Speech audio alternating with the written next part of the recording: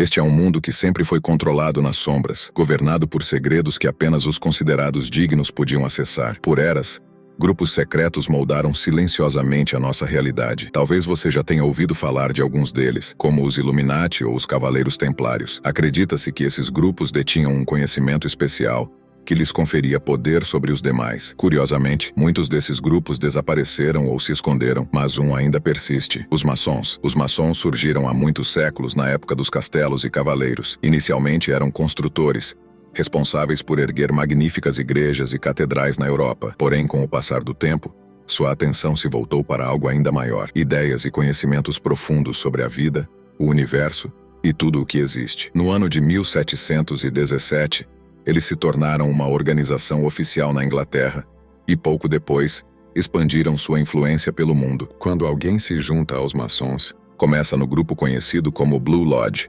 onde aprende 3 lições fundamentais, ou graus. Contudo, essas lições são como enigmas, projetadas para manter os verdadeiros segredos ocultos até que o indivíduo esteja preparado para compreendê-los. Muitos afirmam que os maçons guardam seu conhecimento verdadeiro até que alguém prove ser verdadeiramente merecedor. Depois de concluir o treinamento básico, alguns maçons avançam para aprender ainda mais no que é chamado de rito escocês. O nível mais elevado que se pode alcançar no rito escocês é o 33º grau, uma grande honra que poucas pessoas alcançam. No entanto, há algo ainda mais alto que o 33º grau, algo que a maioria das pessoas nem sabe que existe, chamado Grande Cruz, concedido a pouquíssimos maçons de 33º grau por suas contribuições extraordinárias. Você pode se surpreender ao descobrir que muitas figuras importantes da história foram maçons. De fato, 14 presidentes dos Estados Unidos, além de muitos juízes e legisladores, eram maçons. Isso implica que suas ideias e decisões moldaram o país e o mundo de maneiras que mal compreendemos. Mas o que torna ser maçom tão especial? Pessoas notáveis como George Washington, Benjamin Franklin e até mesmo o compositor Mozart eram maçons. Parece que eles tinham acesso a algum tipo de conhecimento secreto que os fazia se destacar. Após estudar isso por muitos anos, acredito que esse conhecimento não é exclusivo dos maçons. Está conectado a outros ensinamentos antigos de todo o mundo. No vídeo de hoje, quero compartilhar com você o que aprendi ao longo dos últimos 8 anos, estudando profundamente as leis antigas que governam o nosso universo. Existem 4 leis principais que regem tudo. Essas leis são princípios fundamentais de como o mundo funciona e tem existido por séculos, aparecendo em diferentes culturas. Uma vez que você domine essas 4 leis, você ganhará domínio sobre seu próprio destino, sobre si mesmo, e obterá o poder de moldar sua realidade da maneira que desejar. Então, sem mais delongas, vamos começar. Um dos maiores maçons de 33º grau que já existiu, na minha opinião, é um cavalheiro chamado Manly Hall. O que é fascinante sobre Manly Hall é que ele foi um dos poucos que se esforçou para revelar esses ensinamentos secretos ao público, principalmente através de seus livros. No entanto, muitos desses livros são difíceis de compreender e muitas pessoas não conseguiram absorver seu conteúdo. Então, neste vídeo, vou compartilhar com você as 4 leis principais que se repetem em todos os seus textos, mas em particular no livro Os Ensinamentos Secretos de Todas as Eras. Essas leis não são meras regras, elas são os fundamentos de toda a existência. O problema é que a maioria das pessoas tenta interpretar esses simbolismos e ensinamentos de maneira muito literal. Quando fazemos isso, estamos perdendo o verdadeiro propósito. Esses ensinamentos nunca foram feitos para serem interpretados de forma literal. O que é tangível, o que pode ser tocado e sentido, não pode ser tomado ao pé da letra. É preciso ir além e aprender a desconstruir esses ensinamentos. Ao longo dos tempos, esses ensinamentos foram esquecidos ou mal interpretados, tomados de forma muito literal. Um exemplo disso está na Bíblia, onde o discípulo de Cristo pergunta por que ele fala em parábolas. Cristo responde em Mateus 13: porque a vocês foi dado o conhecimento dos mistérios do reino dos céus, mas a eles não foi concedido. A quem tem, mais será dado, e ele terá em abundância. De quem não tem, até o que tem lhe será tirado. É por isso que lhes falo em parábolas, porque veem, mas não enxergam, ouvem, mas não escutam nem entendem. A profecia de Isaías se cumpre neles, mas abençoados são os seus olhos porque veem, e os seus ouvidos porque ouvem. Este versículo nos revela algo fundamental. O verdadeiro conhecimento não é aprendido, é conhecido. Você simplesmente sabe, assim como sabe da existência de Deus. Acho interessante quando me perguntam se acredito em Deus. Respondo: eu não acredito em Deus. Eu conheço Deus, porque acreditar implica a existência de dúvida. Sempre que você acredita em algo, está basicamente dizendo: eu não sei que é real, Mas acredito. Mas quando você sabe profundamente a existência de algo, isso é simplesmente conhecido, não é questionável, não há dúvida. Meu desejo para você é que internalize essas 4 leis, que as compreenda plenamente. Sei que se você fizer isso e essa compreensão surgir dentro de você, essas leis se tornarão um modo de ser, não algo que você precise fazer. Será o seu modo de operação. E quando isso acontecer, você verá uma transformação profunda em sua vida. E em alguns anos poderá acordar uma manhã e pensar: como minha vida mudou tanto em tão pouco tempo. Esse é o meu desejo mais profundo para você. Vamos começar com a primeira lei, um tema constante nos ensinamentos maçônicos, nos ensinamentos de Hall e também em muitos conhecimentos antigos do yoga, do budismo, do hinduísmo e de outros textos antigos. Todos mencionam essas 4 leis. A primeira lei é a lei da consciência. Manly Hall disse: a sabedoria não teme nada, mas ainda se curva humildemente à sua própria fonte com seu entendimento mais profundo, ama todas as coisas, pois viu a beleza, a ternura e a doçura que estão por trás do mistério da vida. A palavra-chave aqui é fonte. Muitas pessoas acreditam que a fonte de seu sofrimento são seus pensamentos, então tentam se livrar deles. Outros pensam que são suas contas, os problemas externos, mas a vida acontece em ciclos e ondas. Não há como escapar disso. A verdadeira fuga é a morte, não é? Então, como podemos nos tornar imunes a essas coisas, de forma que não nos causem sofrimento? Como nos desapegamos completamente, dando um passo atrás e voltando à fonte? Ir para a fonte é mais do que ultrapassar o que ocorre fisicamente ao nosso redor e mentalmente dentro de nós. Até mesmo nossos pensamentos e sentimentos são externos ao nosso verdadeiro eu. Os antigos ensinamentos do yoga sabiam disso. Nos Yoga Sutras de Patanjali, escritos há cerca de 3.000 anos, fala-se sobre a fonte de toda a realidade, e como tudo veio espontaneamente do nada. O nada começou a se tornar consciente de si mesmo.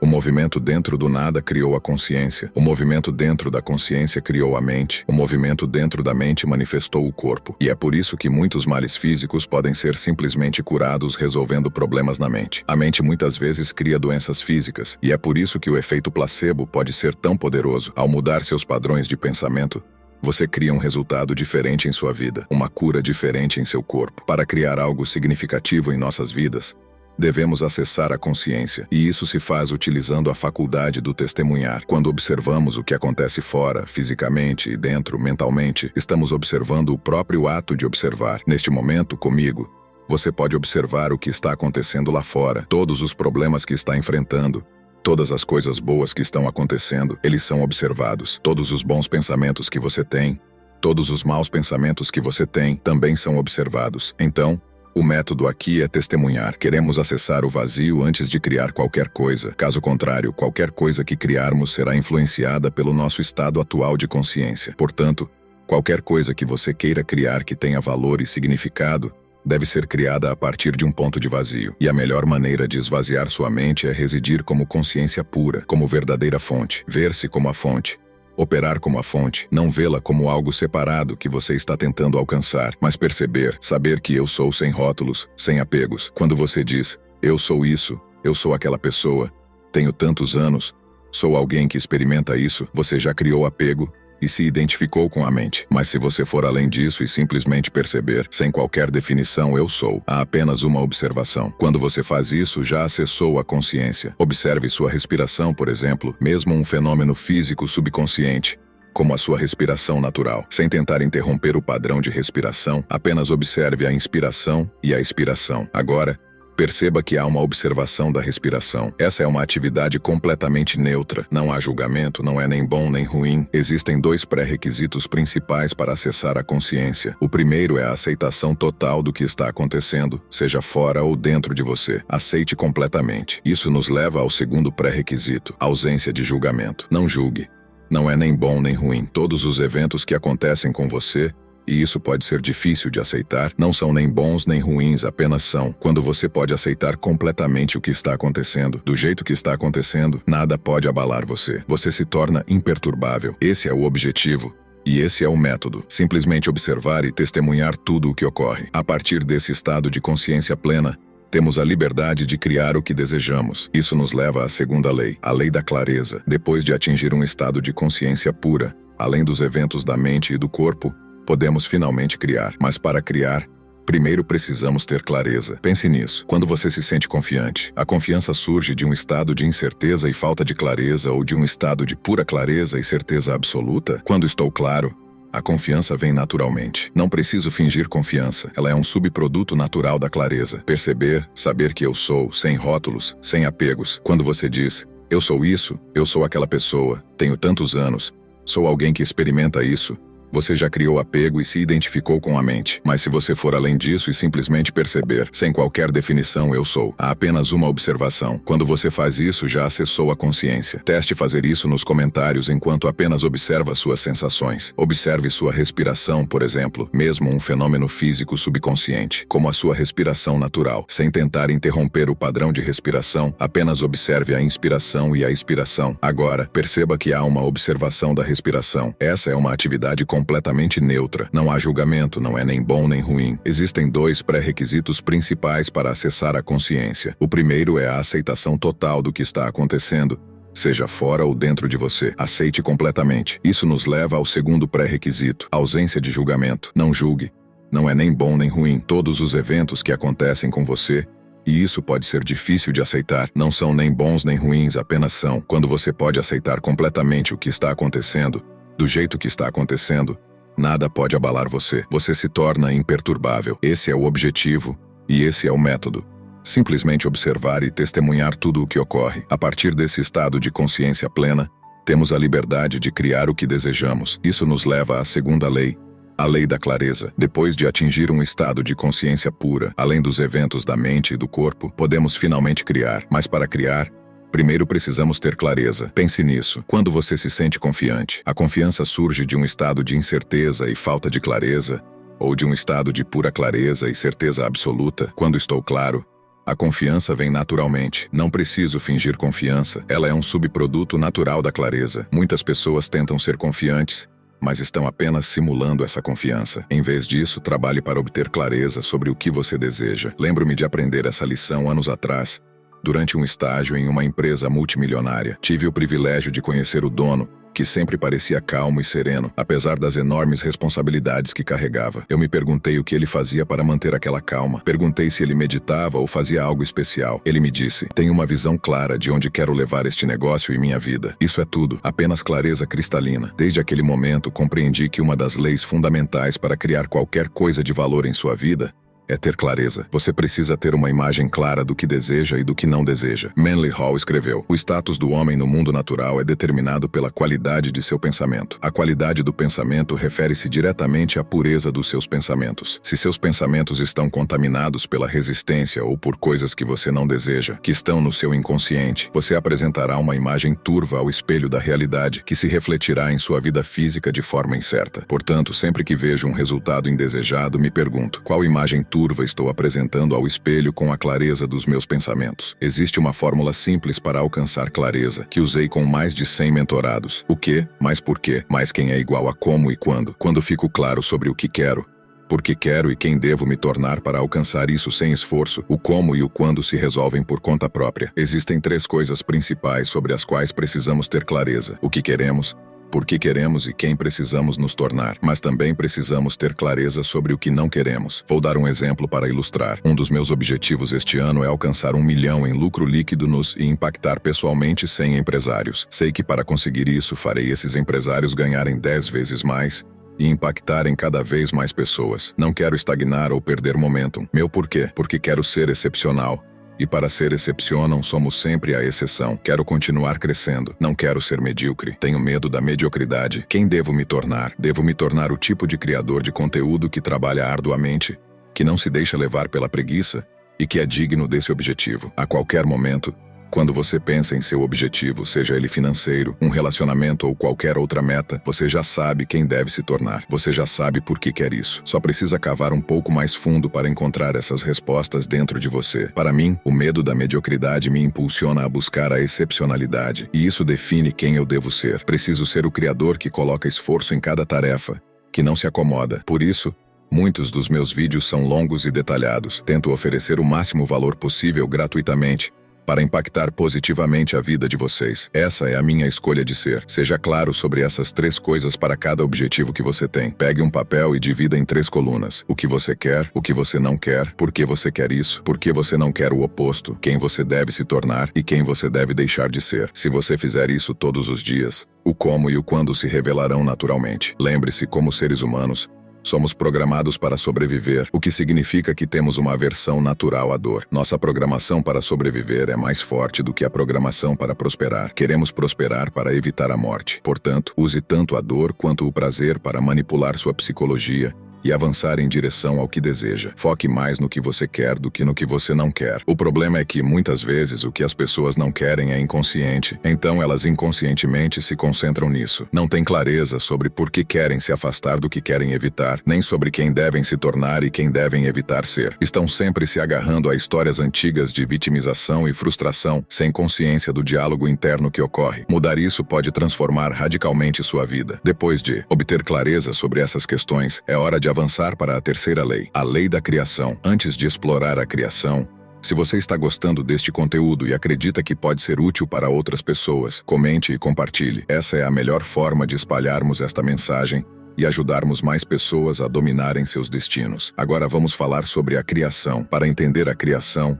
invoco um dos maiores mestres da história, Hermes Trismegisto. Muitos de vocês talvez conheçam Hermes através do livro O Caibalion. Seu nome significa 3 vezes grande, pois ele dominou os 3 planos de existência: o plano físico, o mental e o espiritual. Ser um mestre desses 3 planos faz de você o deus de todos os deuses, como os egípcios o chamavam. Para que o processo de criação aconteça, é necessário haver alinhamento e harmonia entre esses 3 planos. Por exemplo, se o meu espírito deseja algo, mas minha mente pensa diferente e minhas ações físicas não estão alinhadas, há uma incongruência completa. Nesse caso, a probabilidade de manifestar o que desejo é muito baixa. Por isso, consciência e clareza são tão cruciais. Para dominar o plano físico, precisamos tomar ações concretas para organizar o mundo material. A maneira mais fácil de fazer isso é agir com propósito. Simplesmente faça o que você acha que deve fazer para se mover em direção ao seu objetivo. Muitos gurus da manifestação dizem para não agir, para apenas visualizar. Mas isso é um equívoco. A mente e o mundo físico estão interligados. A famosa história do homem que estava se afogando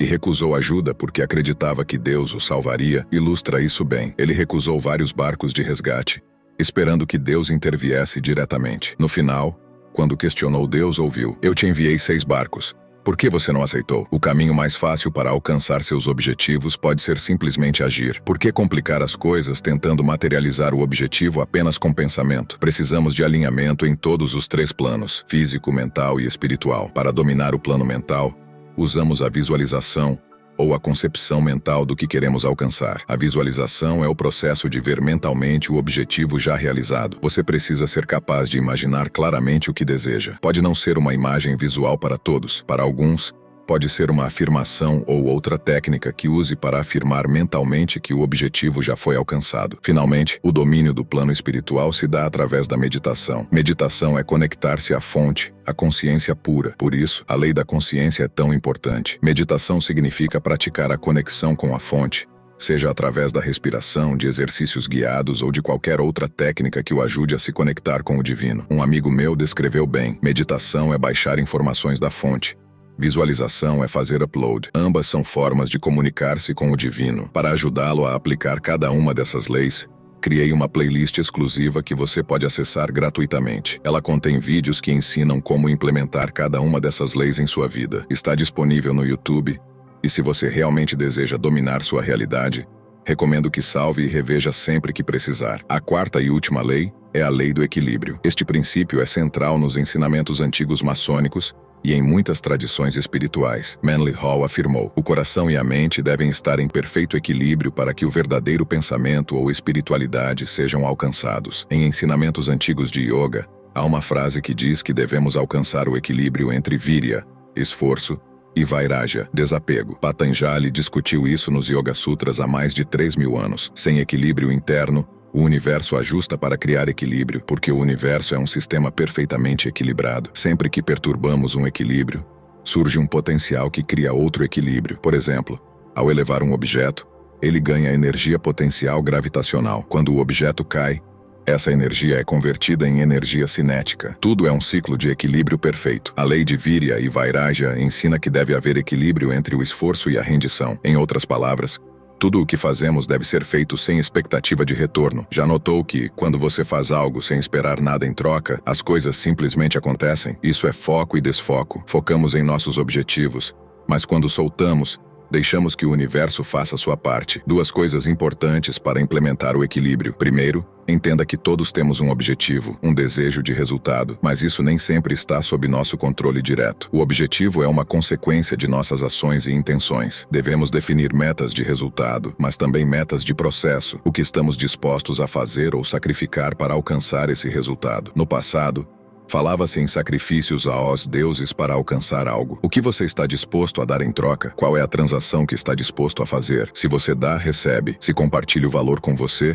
ganho sua confiança e a possibilidade de trabalhar juntos. Se retenho tudo para mim, as pessoas farão o mesmo. A energia é sempre trocada. Pense no objetivo de processo. Por exemplo, em janeiro, defini uma meta de 2 milhões de visualizações no canal. Trabalhei para criar 4 vídeos de alta qualidade. Coloquei meu coração neles e deixei o resto nas mãos do universo. Não alcancei a meta de 2 milhões, mas consegui 900 mil visualizações. E estou bem com isso. Nem sempre as coisas acontecem no nosso tempo. O universo tem seu próprio ritmo. O que importa é o esforço sincero e a abertura para aceitar o que vier. A lei da consciência e a lei do equilíbrio andam juntas. O que mantemos em mente por tempo suficiente deve se manifestar. Se focarmos todos os dias em nossos objetivos, lembrando-nos deles constantemente, eles devem se tornar realidade. Quero compartilhar com vocês alguns casos de pessoas que aplicaram essas 4 leis em suas vidas e o que aconteceu depois. Samuel Arruda, por exemplo, lançou uma mentoria em fevereiro desse ano e conseguiu impactar 30 famílias. Ele aplicou essas leis e transformou sua realidade. Outro cliente, João,